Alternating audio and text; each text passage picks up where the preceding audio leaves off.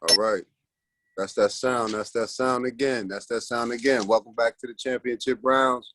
King Amin of Essex. We in round 6, right? Round 6. This is midway right. through 12-round extravaganza. That's right. That's right. Moderated by Jay, self-described casual boxing fan. How you doing, bro? What's going on today? I'm good, man. I can't complain, man. We got a lot to talk about. Both past and present. A lot going on today. You know, here on the championship rounds, we talk about boxing news, everything in between. So we kind of going to start, you know, sports, news, entertainment, music, especially hip hop, you know, all intertwined, you know. So we kind of want to recognize RIP, condolences to, you know, we lost Shock G recently. You know, we all know of the famous, you know, Digital Underground, you know, introduced Pac to some of us. Black Rob, also we lost recently, so we wanted to kind of acknowledge that. At least I did. So, you know, what did you think about that? Or do you have any thoughts or what?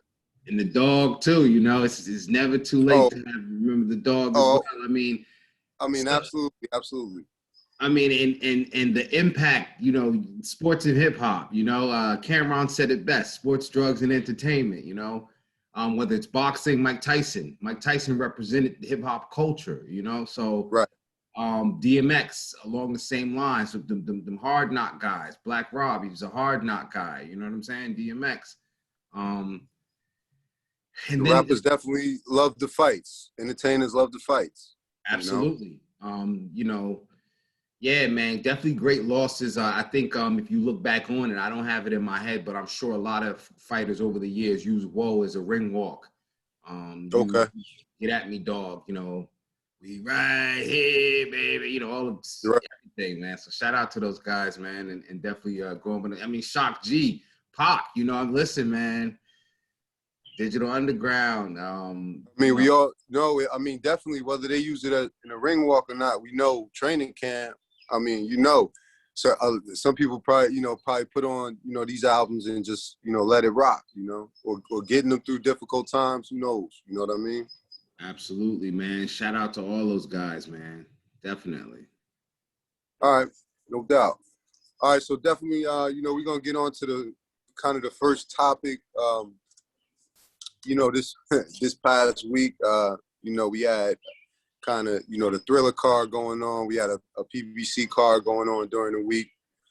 So, you know, kind of like a good kind of contrast between, you know, celebrity boxing or whatever you want to call it, you know, in terms of a kind of combat sports club and kind of traditional boxing card. So what did you think of that in general? And, you know, we're going to kind of start, obviously, with the Jake Paul fight. But what did you think about that in general? Long, deep breath. And then I'll say in general, I think, you know, they wasted spotlight and publicity that was spent. And, you know, that's how people spend their money, man. But I think the amount of attention... In terms of the Thriller card you're talking about? Yeah. Okay. Well, you know, we'll get to that with the articles, but okay, that's your position. I respect it. Yeah. I respect it. I can't really speak on really the action on the card because it really wasn't set up for us to really see any real fight. Now, granted, Regis Prograis versus Ivan Redkach, but if I'm really being honest with you, Ivan Redkach had problems since Danny Garcia fought him instead of Earl Spence when Earl Spence missed the Garcia-Spence fight in January. And then Redkach got beat up by Tank Davis in sparring. And then, so coming in there against Regis Prograis, even if that was on a normal card, it still would have been considered a show, if not of a mismatch. You know what I mean? So, you know, to put that on the card to, I guess, somewhat legitimize it is a gross exaggeration, you know? No, I didn't mean to interrupt you before. So explain that again. You was talking about how, I guess, it was a missed opportunity. So kind of explain that a little bit. I mean, I interrupted you. Go ahead, explain that, your point a little bit. Well, I just think that, you know, the attention from the fight, the Jake Paul fight. From the Jake Paul fight, that's right. The kind of tension that, you know, the reason why I do this and many others do what they do, because the meat of the sport, the foundation of it, you know, from the prospect level, real serious fighters, they deserve that kind of attention. You know what I'm saying? Okay. 1 million people, at least, right? So we know. I know the official numbers is bigger than that, but I'm, just talking about one specific buying number. Million eyes, that's a lot of people, man, Yeah, and I get it. You have to draw the attention to get it, but at the same time, I think they did a major disservice by not putting a lot more legitimate fights on that card. They made it too much of a spectacle. Now that you say that, I wish I would have looked up, how many viewers the PBC fight had on 420. You know what I mean? Because listen, we talked about it during the week, right? You know what I'm saying? Like, it was exciting, at least to me. I saw a lot of action. I saw a lot of guys that hopefully we might hear a lot more from. In the coming years or months or whatever it may be. But listen, man, bro, I called you. I was excited on a Wednesday, man, because there was a lot of action in that card. Yeah. You know what I mean? I understand what you're saying in terms of the spotlight piece of it, But yeah, I think too, getting to it, just talking about it, just honestly, the fight in of itself, we talk about these events, we can't be taken lightly. I'm gonna tell you like this. People thought it was funny when Donald Trump ran for president, right? Right. People think it's funny that Jake Paul is headlining these pay-per-views. They think it's a joke until it becomes the thing. And you know what? All right. So, okay. So, and you're right. Like, that's a good point. So that kind of leads us into the first article, right? So let's, because all of that is, it's kind of a little bit conflated tonight. So we're gonna talk about that. So, Triller Fight Club put on the Jake Paul fight, Combat Sports League. It's a streaming act. There was a former streaming act turned fight broadcaster. They put on the Mike Tyson fight. Actually, that was Jake Paul's debut, if I'm not mistaken, right? Or was that his second? That was his debut, right? That was his third fight, I believe. I believe he fought KSI, or that might have been his brother. Okay. But he fought another YouTuber. Then he fought Nate Robinson, and now he's got right. Nate Robinson, he was 2-0 after that, right? This is the premiere of how they packaged it with the Fight Club series now, right? So now this would have been sweet. We talked about it. The Boxing Voice is paired up with BPE Network, which is black owned, and I love that, right? Right. It's getting a boxing market, a boxing league, and attaching yourself to a network. Snoop got into it. These entertainers got into it. They put up their little belt. You talk about sports and hip hop, right? Way on the undercard of this fight was I'm just going to use the expression, hip hop has-beens, right? Right. Bosco 100 and Gonzo. Okay. Two internet guys, right. Bosco's, affiliated for what he was, that's a peripheral death row gangbang. I don't know what he had going on. Gonzo's down with Ice Cube. And so, these guys settled their differences, hip hop guys settled their differences on this card. So it's a lot of good things to it. Like I said, you might could look at it and say, yeah, it's a joke, it's a spectacle, but it's going to pick up traction because they have bookings. They got fighters set up, so.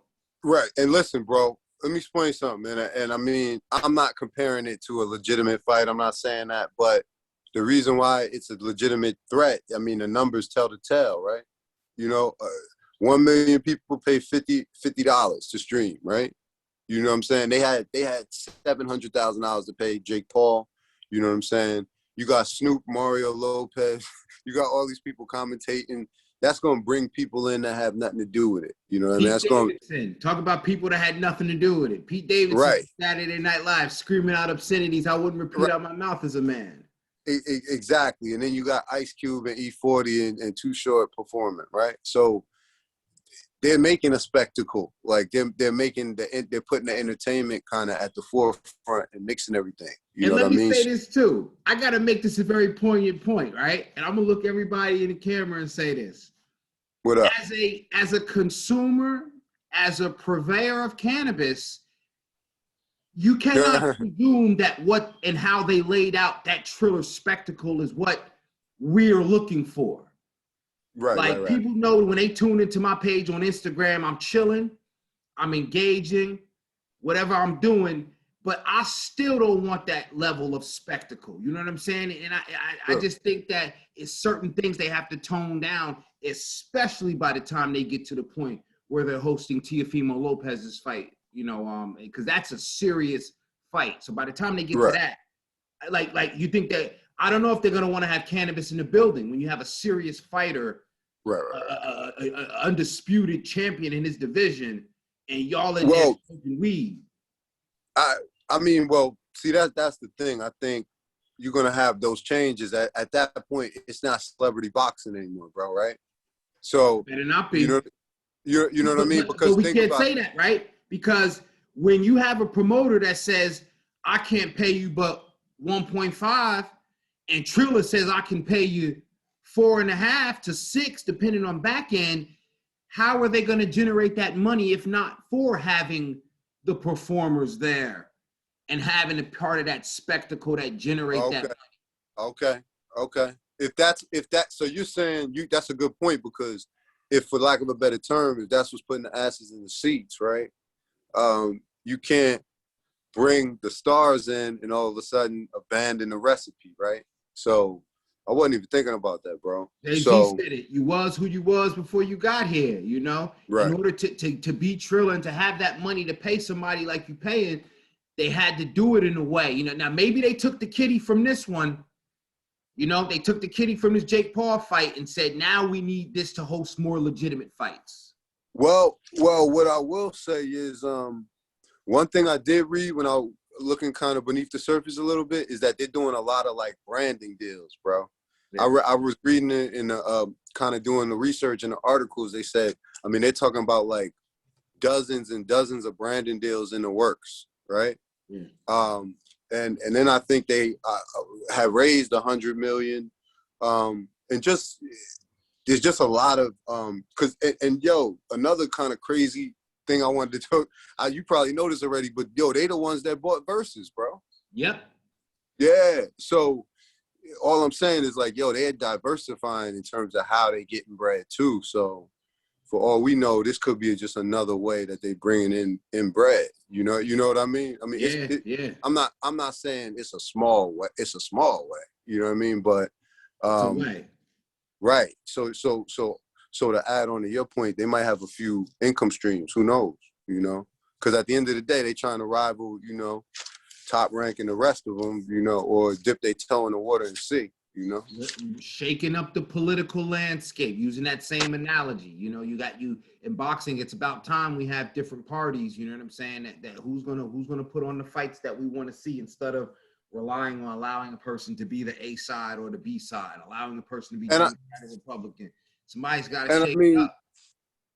And I mean, bro, it's important because, not important, but we don't even have to have a discussion about whether it is traditional. We already know it's not. You know what I'm saying? We knew when a lot of this started. I'm not saying it started with Kimbo Slice and all that, but when all of them videos started becoming popular, right? Yeah. Nobody ever confused that with boxing. You know what I'm saying? But of course, you saw certain people, and you know how people are on the internet. You see, you kind of see certain skills you think people got, and it gets inflated. But that's a whole nother conversation. But nobody seriously ever really confused all of that with what you see in the boxing ring. But the reason why you got to take it serious is because of the interest it generates. You know what I mean?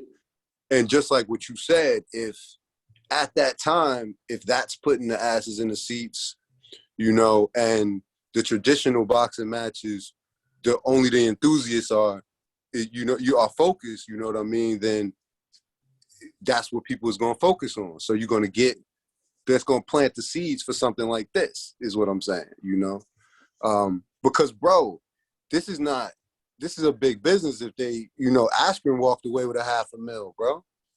He got knocked out quick work, $500,000. Man. Like, no disrespect to him, he got in there. You know what I mean? But $500,000. I mean, again, it was a lot of incentive to go in there and lay it out on line. And you know, some people, they question whether or not it was fake, it was staged, this and that. Like, nah, man, it was, you know, it was what it was. But again, the money's there. He went out to Atlanta and got knocked out in 40 seconds for $500,000. You got $500,000. 40 seconds in Atlanta. Right. So, and then you have this, and that's the entertainment. And then you have the quote unquote spectacle part of it. We got Pete Davidson and all the other stuff. You know what I mean? So, I mean, who knows where it's going, bro? You know what I mean? But the world we live in, I mean, who's going to count them out? I'm not. You know what I mean? Me neither. Shake it up, right? Yeah. All right, so let's go to SB Nation. Listen, your boy De La Hoya is back at it. You know, they said, you know, to sum this article up for anybody who tuned in, you know, they say Oscar De La Hoya made a fool out of himself. Well, I don't want to make that judgment, but from what's being reported and what people have seen with their own eyes is that he was slurring his words, you know, he appeared to be, have consumed alcohol, and he appeared to be acting a little erratic. So what's your opinion? I'm going to take the conservative route. That's allegedly. And all of that was allegedly. So go ahead. All of it was alleged, right? But here's what I'm going to say. There's a portion of it, right? First of all, when you're on site, when you're on duty, when you at work, even if you know you at a Christmas party, let's take the office party. Everybody, you know, the office party.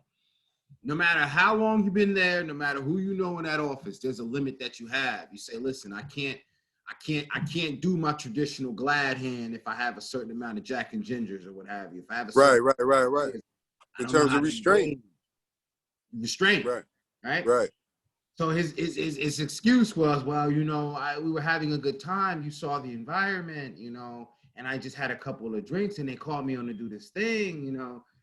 Yeah, I hear you, but if I'm at the Christmas party and they say we need you to get on, I can't do it if I've indulged to that degree, you know. So okay, let's throw that out the window.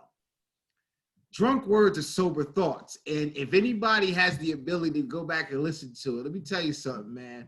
Oscar De La Hoya was in Atlanta, and I'll leave it at that. I don't know what that means, and I'm not going to assume what it means.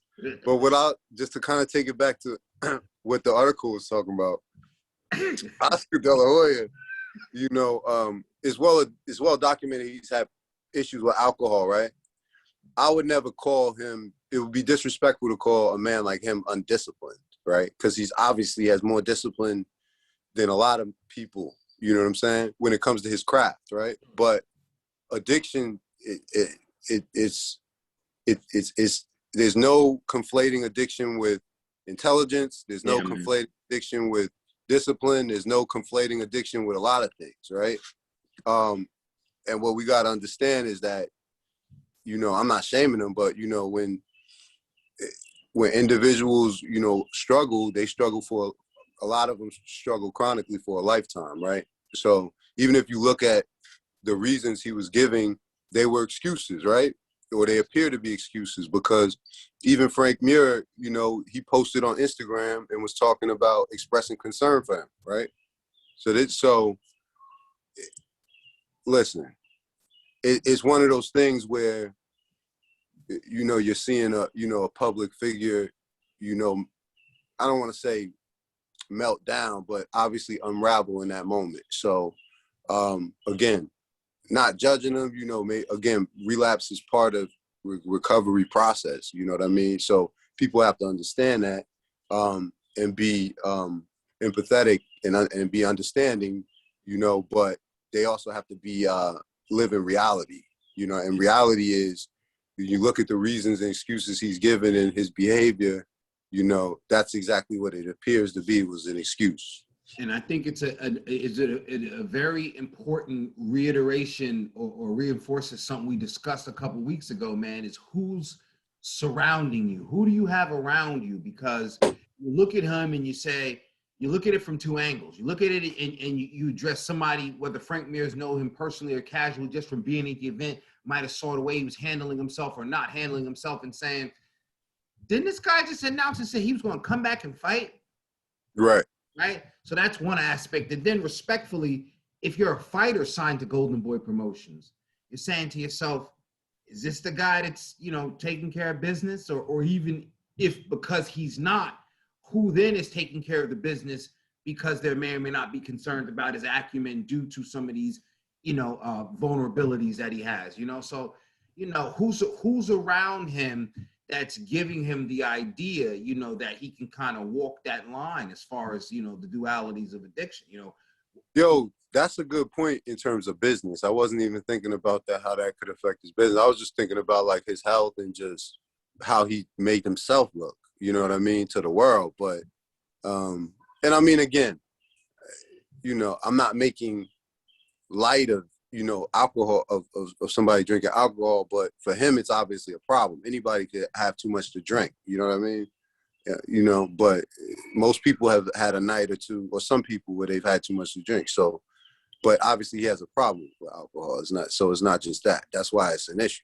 If he abides by the true nature of his addiction and he respects the recovery process, he would understand that one is too many and two is not enough. And in that environment, he would have been better served if he hadn't reached the point. Again, that's why I say he's in Atlanta. In Atlanta, there's a lot of temptation, and I ain't even touch on the other stuff because it's humorous. But like I said, he might have woke up and went to church with Mace. You know what I'm saying? It's like I've never been there. A lot of temptation in that city for that guy. And if he wasn't prepared for it, if he respects his addiction and he's really as disciplined as we like to give him credit for, right? Maybe he not presented himself in that way. Maybe if that was me, I said I'm going to skip Atlanta. Oscar De La Hoya. If I'm signed to Golden Boy Promotions, I want everything changed. Once I knew Oscar was going to be in Atlanta. All right. Listen, we're gonna leave that one right there. All right, so let's move on to the ABCs. Like we go to school every week, so we gonna kind of continue with the basic defense. So today, we did a couple of basic defensive moves last week. Today, we're gonna review a couple more. So let's start with rear arm block. We're gonna do ducking, slip into the lead side, slip into the rear side, swaying back, and then a rotation roll. So let's start with the rear arm block. How is it basically performed and what does it defend against? Well, rear arm block is a basic fundamental boxing technique. Now, your jab hand or your lead hand is out in front, right? I'm southpaw. I don't know how this is going to look on the camera angle, but your rear arm is the hand which you stay on the phone with, right? Both of them for sure. Okay. But if you're out working your jab, then you're going to be using it as a range finder. You're going to be fencing with it, right? So when you come in to do that rear block, you're tilting your body almost forward, because you're bringing it to protect that side, because it's kind of off if you're standing and you just kind of you bending a little bit and then tilting it. You're leaning forward. You're leaning into your lead hand almost. So you're creating a lateral shell right here, right? So you're going from here and you just kind of creating it right there, creating that space so you can defend against any punches coming from, your outside. Okay. And what are some fighters or examples of, somebody who does that well, or somebody who might have done that well? I mean, again, because it's such if you can do it well, really the Charlos. Let me say this, because I confuse them, but they are very good in their defense. And sometimes earlier in their careers, people used to complain and say, yeah, they don't throw a lot of punches, but it's because they were very good with their defense. A lot of, rear and lead blocking. The Charlos, very sound defensive fighters. Okay. All right, so let's move on to ducking. So let's talk about slipping to the lead side. How is that basically done? What does it defend against, basically? Now, slipping to the lead side is defending against usually a jab or an offensive punch, or if an opponent is coming through with a lead hook. But it's used to slip the defense, right? So when you're coming in, somebody may be throwing a jab, and again, you're operating you're on the phone, and you're coming in, and you're the key is you're not leaning. You're not leaning. You're going and you're bending. You're bending at the knees, and you're squatting. You're coming into a squat, and you're going towards, again, where your lead hand is. So if somebody's coming in with a jab, you can just slip right up under it, and you're positioning your body to the outside of that offensive maneuver. So if they're coming in with a hook or a jab, once you slip to the lead, you're on the outside of that. So you're going to come with an uppercut, or you're going to move, or you can come with your cross. You're going to position yourself on the outside of their offensive position at that point. Okay. And what are some examples of somebody that does that well? Earl Spence. Okay. I would say right now, Earl Spence, he's because he's coming forward and he's in front of you. Earl Spence ain't doing a lot of moving. He's in front of you and he's coming forward. So as he's coming forward, he's in front of you, and you throwing something, he's going to slip and be able to get inside to you, and he can come up with a jab, or he can work to the body. That's how he really left Danny Garcia without the options, because that's what made Danny scared to come with his infamous left hook. You know, like I said, it's really a killer to anybody that's trying to come in with a hook or trying to jab their way into you. If you're coming forward and they're coming forward with their jab and you slip them like that, that's a collision waiting to happen, and whoever lands first is going to get the better of it. All right. And right along that line, in terms of slipping to the rear, what are the subtle differences, if they are little differences in terms of that? Now, once you go into it, slipping to the rear and slipping to your lead, that is essentially the two fundamentals of your lateral movement. Because you slip into the lead and then you slip into the rear. Now, the rear to me is more dangerous because you're coming to the inside of that fighter. So to me, you have to move, as in reposition yourself, or you got to start your offense up. All right. So, but it's a part of the entire idea of lateral movement and rotation, whether you're using it defensively on the move or whether you're coming forward and trying to, get a rhythm or throw off your opponent's rhythm. Okay.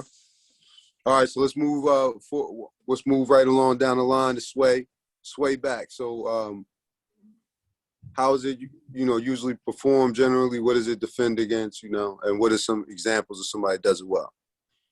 Now, I'm gonna tell you, the sway, it's only two fighters that honestly have used the sway as obviously, and I think only one of them have been successful. And it's very controversial opinion, man. Muhammad Ali, in the beginning of his career, that was the impetus of float like a butterfly, sting like a bee.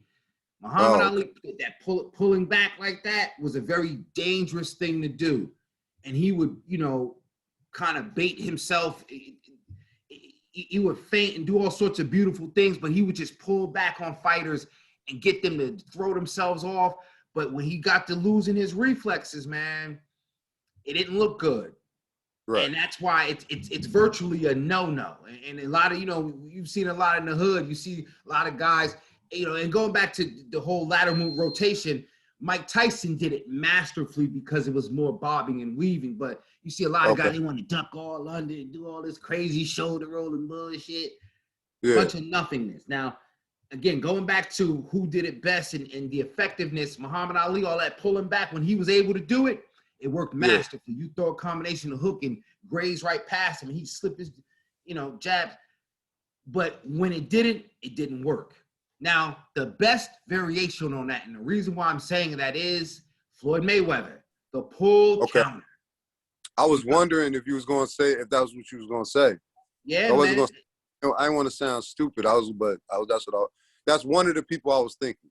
I forget the other ones now, but that's one of the people I was thinking.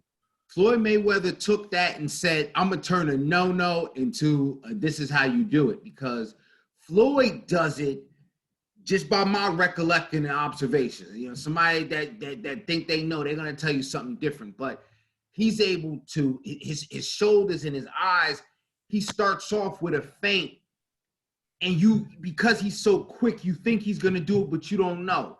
You think he's gonna either throw a jab or he's gonna throw the lead right. You think you know what he's gonna do. It's Floyd, so you think you know. You try to prepare for it, and whatever subtle movement, whether it's the subtle step forward he take because you think he's gonna throw a jab, he takes the step forward, but then he also sways back. So you're thinking he's gonna jab because he stepped forward. So you try to, well, let me out jab Floyd, and then he just counters the shit out of you. Right. So he can go from just walking forward and walking you down with the lead right, or his lead right is often as a result of the pull counter. Is making you think that he's gonna do something, whatever the something is, and then he just pull and counter your ass.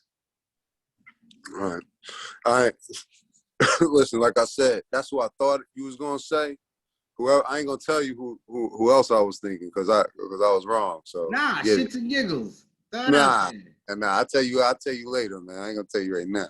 You know what I'm saying? But let's get to the end of this. You know, the end of this list right here. We got rotation or the roll. So you know, what kind of nuggets you got about that? And you know, who do we want to end with that? I mean, just really the rotation and the roll. I don't really see anybody implementing that to perfection much nowadays. You know, I think Mike was the best with it. I don't think fighters fight that kind of style anymore because so is that kind of incorporated in the bobbing and weaving kind of, or is that something different movement? Not different movement.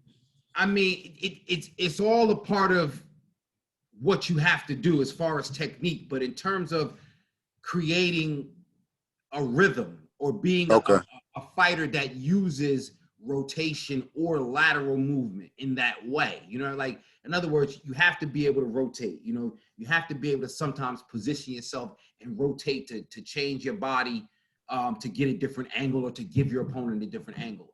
But I don't really see any fighters right now that's kind of using their bodies and their movement in that angular. I mean, that's what makes Manny Pacquiao kind of what he was. He was the last of that dying breed that was a guy that's kind of. Wow, that's a good visual. You know what I'm saying? To kind of illustrate what you would think the movement would look like. Though. Yeah. It is crazy because it makes sense that you say that because he looked kind of unorthodox, right? And that's kind of how at least what I remember from my ear, some commentators describing his style like kind of unorthodox, at least in terms of how his punches was thrown. I might have been heard saying, you know, don't kill me if I'm wrong. You know what I mean? You know, but you know what, you get the sentiment. You know what I mean, bro? Absolutely. But that's a good example, you know.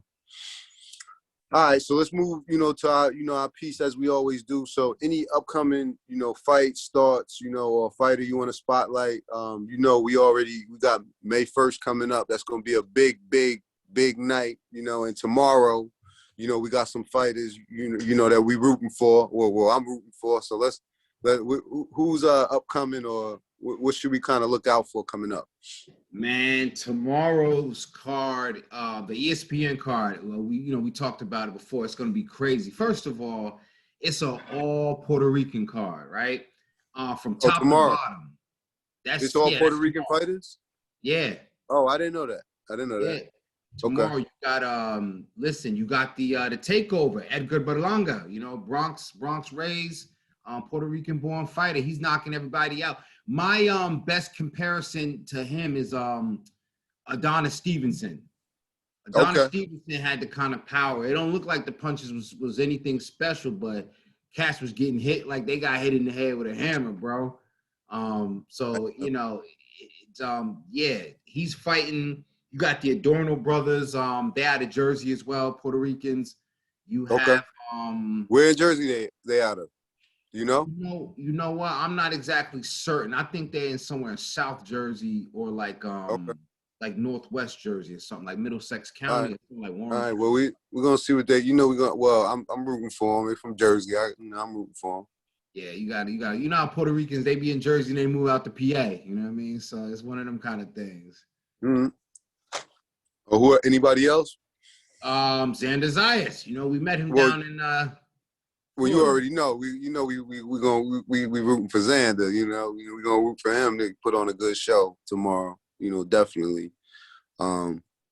Definitely gonna be paying attention to that, man. And we already talked about May 1st. We gotta get together and watch that joint. You know, that's gonna be all Mexican fighters on that card. So that's not to gonna leave be out my Mexican brother on this card, man. You got Emanuel Navarrete. Again, I still call duck sauce on him waiting to move up to waiting for Shakur Stevenson to move up a division until he moved up. But still, Navarrete, I counted him out one time before, so I'm not going to do it again. I don't think his defense is all that. His power's pretty good. I questioned him before. I'm just not going to make the same mistake again. So, you know. all right. Any other thoughts you want to give to people? Any kind of gems you want to leave us with? Or any predictions? Man, honestly, that's what they want to know. Some people want to go to Atlantic City, man. So give me some predictions. They want to know who gonna get knocked out. Nah, I'm just playing. Go ahead. Any predictions? You know what? I was thinking on this card, going back to that Navarrete fight, Navarrete's probably going to get a stoppage. I think this might be the first time Berlanga might go 12, but I could be wrong. But watch out for that Berlanga fight because that's super middleweight. So that's Caleb Plant, 168 pounds. So you're just going to hear a lot of talk about Berlanga and who's next after that fight. I really don't want to I can't really say to what, because, the thing about the card, the Puerto Ricans on there are the features. They're the headliners. They're the quote unquote A-sides. But, I think they all got a match pretty decent. So it's either going to be a showcase. Josue Vargas is on that card. Josue Vargas. I think he out of New York, but he down in Florida. You know what I'm saying? It's Puerto Ricans everywhere, man.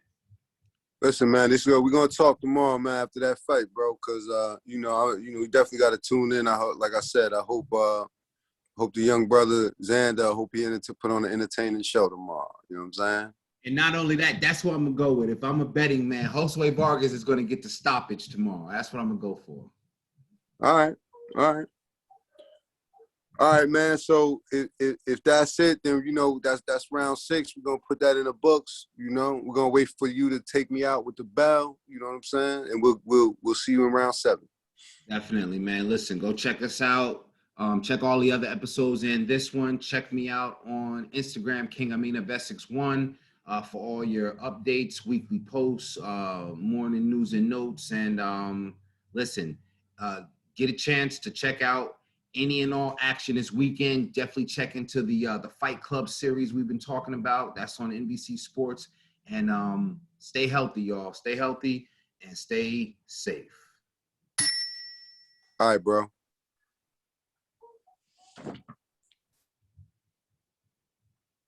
Hold on. I gotta stop.